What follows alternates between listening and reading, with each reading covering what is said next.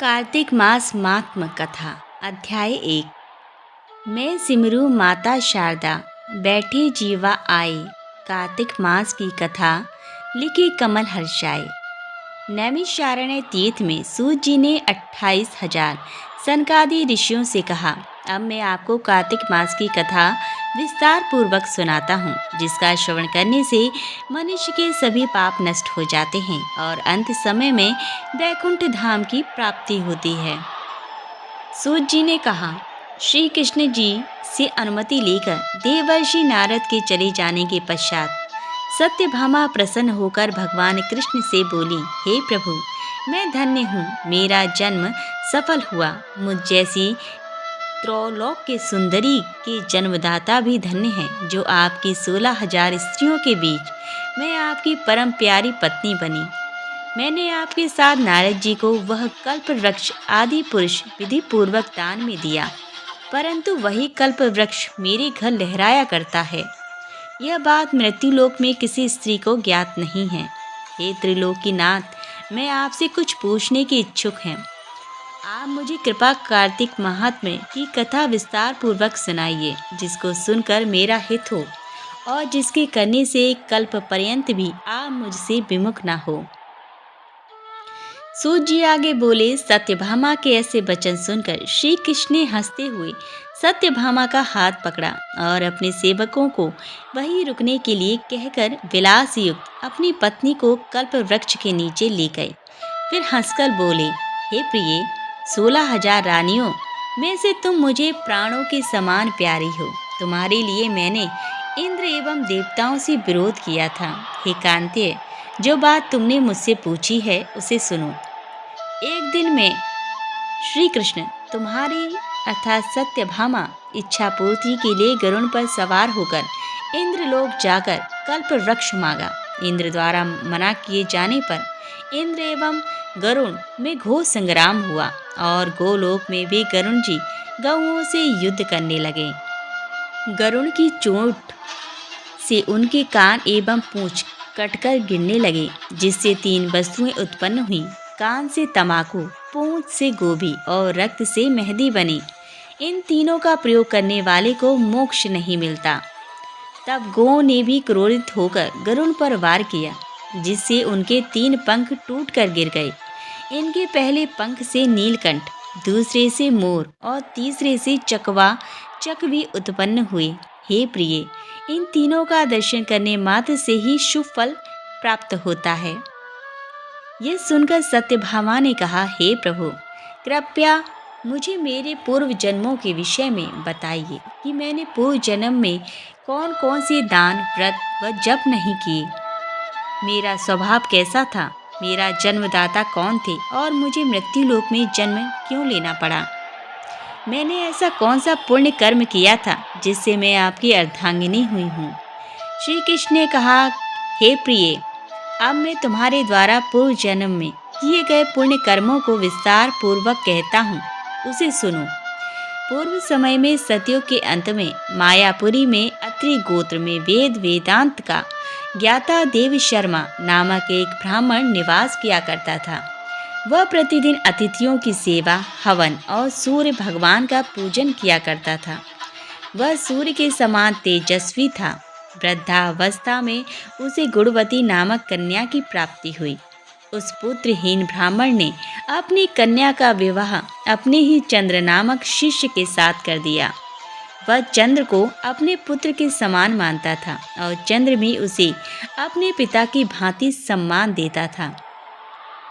एक दिन वे दोनों कुश व समिधा लेने के लिए जंगल में गए। जब वे हिमालय की तलहटी में भ्रमण कर रहे थे, तब उन्हें एक राक्षस आता हुआ दिखाई दिया। उस राक्षस को देखकर भय के कारण उनके अंग शिथिल हो गए और वे वहां से भागने में भी असमर्थ हो गए। तब उस काल के समान राक्षस ने उन दोनों को मार डाला। चूंकि वे धर्मात्मा थे, इसीलिए मेरे पार्षद उन्हें मेरे वैकुंठ धाम में मेरे पास ले आए। उन दोनों द्वारा आजीवन सूर्य भगवान की पूजा किए जाने के कारण मैं दोनों पर अति प्रसन्न हुआ।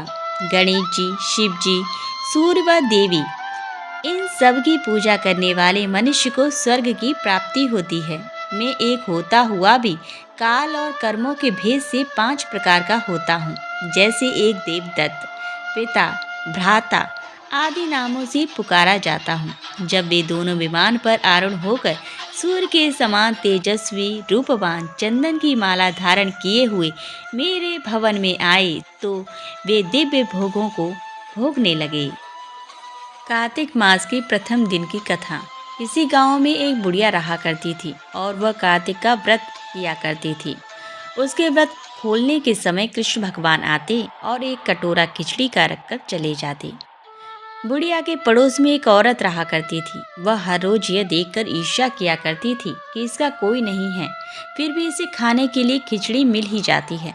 एक दिन कार्तिक महीने का स्नान करने के लिए बुढ़िया गई हुई थी। पीछे से कृष्ण भगवान उसका खिचड़ी का कटोरा रख गए।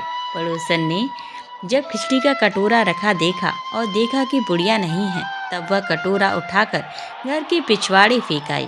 कार्तिक स्नान के बाद बुढ़िया घर आई तो उसे खिचड़ी का कटोरा नहीं मिला और वह भूखी रह गई।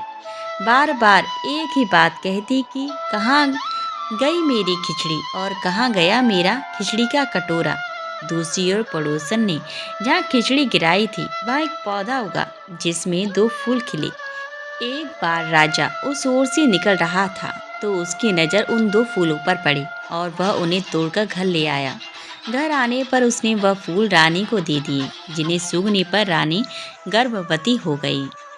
कुछ समय बाद रानी ने 2 पुत्रों को जन्म दिया। वह दोनों जब बड़े हो गए तब वह किसी से भी बोलते नहीं थे, लेकिन जब वह दोनों शिकार पर जाते तब रास्ते में उन्हें वही बुढ़िया मिलती जो अभी भी यही कहती कि कहाँ गई मेरी खिचड़ी और कहाँ गया मेरा कटोरा। बुढ़िया की बात सुनकर वह दोनों कहते कि हम हैं तेरी खिचड़ी और हम हैं तेरा बेला। हर बार जब भी वह शिकार पर जाते तो बुढ़िया यही बात कहती और वह दोनों वही उत्तर देते। एक बार राजा के कानों में यह बात पड़ गई। उसे आश्चर्य हुआ कि दोनों लड़के किसी से नहीं बोलते, तब यह बुढ़िया से कैसे बात करते हैं। राजा ने बुढ़िया को राजमहल बुलवाया और कहा कि हमसे तो किसी से ये दोनों बोलते नहीं हैं, तुमसे ये कैसे बोलते हैं। बुढ़िया ने कहा कि महाराज, मुझे नहीं पता कि ये कैसे मुझसे बोल लेते हैं। मैं तो कार्तिक का व्रत करती थी और कृष्ण भगवान मुझे खिचड़ी का बेला भरकर दे जाते थे। एक दिन मैं स्नान करके वापस आई तो मुझे वह खिचड़ी नहीं मिली। जब मैं कहने लगी कि कहाँ गई मेरी खिचड़ी और कहाँ गया मेरा बेला, तब इन दोनों लड़कों ने कहा कि तुम्हारे पड़ोसन ने तुम्हारी खिचड़ी फेंक दी थी तो उसके 2 फूल बन गए थे। वह फूल राजा तोड़कर ले गया और रानी ने सूंघा तो हम 2 लड़कों का जन्म हुआ। हमें भगवान ने ही तुम्हारे लिए भेजा है। सारी बात सुनकर राजा ने बुढ़िया को महल में ही रहने को कहा। हे कार्तिक महाराज, जैसे आपने बुढ़िया की बात सुनी वैसे ही आपका व्रत करने वालों की भी सुनना। ये कहानी सीता माता कहती थी और श्री राम इसे सुना करते थे। एक दिन श्री राम भगवान को किसी काम के लिए बाहर जाना पड़ गया तो सीता माता कहने लगी कि भगवान, मेरा तो 12 वर्ष का नितनेम है, अब आप बाहर जाएंगे तो मैं अपनी कहानी किसे सुनाऊंगी। श्री राम ने कहा कि तुम कुएं की पाल पर जाकर बैठ जाना और वहाँ जो औरतें पानी भरने आएंगी उन्हें अपनी कहानी सुना देना। सीता माता कुएं की पाल पर जाकर बैठ जाती हैं। एक स्त्री आई, उसने रेशम की जरी की साड़ी पहन रखी थी और सोने का घड़ा ले रखा था। सीता माता उसे देखकर कहती हैं कि बहन, मेरा 12 वर्ष का नितनेम सुन लो। पर वह स्त्री बोली कि मैं तुम्हारा नितनेम सुनूंगी तो मुझे घर जाने में देर हो जाएगी और मेरी सास मुझसे लड़ेगी।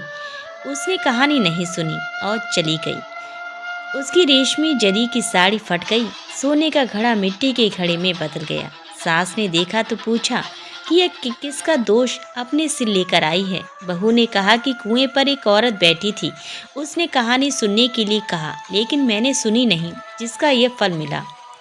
बहू की बात सुनकर अगले दिन वही साड़ी और घड़ा लेकर सास कुएं की पाल पर गई।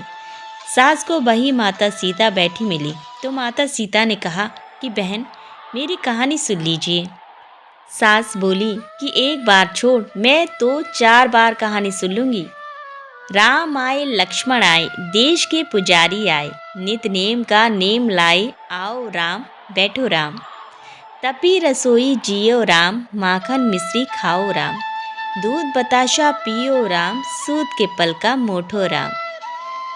शाल दुशाला पोठो राम, शाल दुशाला ओढ़ो राम, जब बोलूं जब राम ही राम, राम समारे सबके काम। खाली घर भंडार भरेंगे, सबका बेड़ा पार करेंगे। श्री राम जय जय राम। सास बोली कि बहन कहानी तो बहुत अच्छी लगी। कहानी सुनकर सास घर चली गई और उसकी साड़ी फिर से रेशमी जरी की बन गई। मिट्टी का घड़ा फिर से सोने का घड़ा बन गया। बहू कहने लगी, सासू माँ आपने ये सब कैसे किया? सास ने कहा कि बहू, जो तू दोष लगाकर आई थी और मैं ये दोष उतार कर आई हूँ। बहू ने फिर पूछा कि वह कुएं वाली स्त्री कौन है? सास बोली कि वे सीता माता थी। वे पुराने से नया कर देती हैं, खाली घर में भंडार भर देती हैं, वह लक्ष्मी जी का वास घर में कर देती हैं, आदमी की जो भी इच्छा हो उसे पूरा कर देती हैं। बहू बोली कि ऐसी कहानी मुझे भी सुना दो। सास बोली कि ठीक है, तू भी सुन। और सास ने कहानी सुनाना शुरू कर दिया। राम आए लक्ष्मण आए, देश के पुजारी आए, नित नेम का नेम लाए, आओ राम बैठो राम। तपी रसोई जियो राम, माखन मिश्री खाओ राम, दूध बताशा पियो राम, सूत के पल का मोठो राम। शाल दुशाला पोठो राम, शाल दुशाला ओढ़ो राम, जब बोलूं जब राम ही राम, राम सवारी सबके काम। खाली घर भंडार भरेंगे, सबका बेड़ा पार करेंगे। श्री राम जय जय राम। कहानी सुनकर बहू बोली कि कहानी तो बहुत अच्छी है। सास ने कहा कि ठीक है, इस कहानी को रोज कहा करेंगे।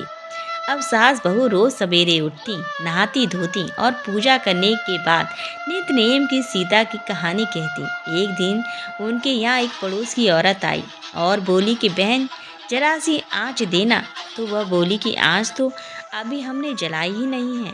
पड़ोसन ने कहा कि तुम सुबह 4 बजे से उठकर क्या कर रही हो? फिर उन्होंने कहा कि सुबह उठकर हम पूजा करते हैं, फिर सीता माता के नितनेम की कहानी कहते हैं। पड़ोसन ने उनकी बात सुनकर फिर कहा कि सीता माता की कहानी कहने से तुम्हें क्या मिला? वो बोली कि इनकी कहानी कहने से घर में भंडार भर जाते हैं, सारे काम सिद्ध हो जाते हैं, मन की इच्छा भी पूरी हो जाती है। पड़ोसन कहती है कि बहन ऐसी कहानी तो मुझे भी सुना दो। फिर वह बोली कि ठीक है, तुम भी ये कहानी सुन लो। राम आए लक्ष्मण आए, देश के पुजारी आए, नित नेम का नेम लाए, आओ राम बैठो राम। सारी कहानी सुनने के बाद पड़ोसन कहने लगी, बहन कहानी तो मुझे बहुत अच्छी लगी। अब वह पड़ोसन भी नितनेम सीता माता की कहानी कहने लगी। कहानी कहने से सीता माता ने पड़ोसन के भंडार भी भर दिए। अब तो पूरे मोहल्ले में नितनेम की कथा चल पड़ी। हर किसी की मनोकामना पूरी होने लगी। हे सीता माता, जैसे आपने उनके भंडार भरे वैसे ही आप हमारे भी भंडार भरना। कहानी सुनने वाले के भी और कहानी कहने वाले के भी यहाँ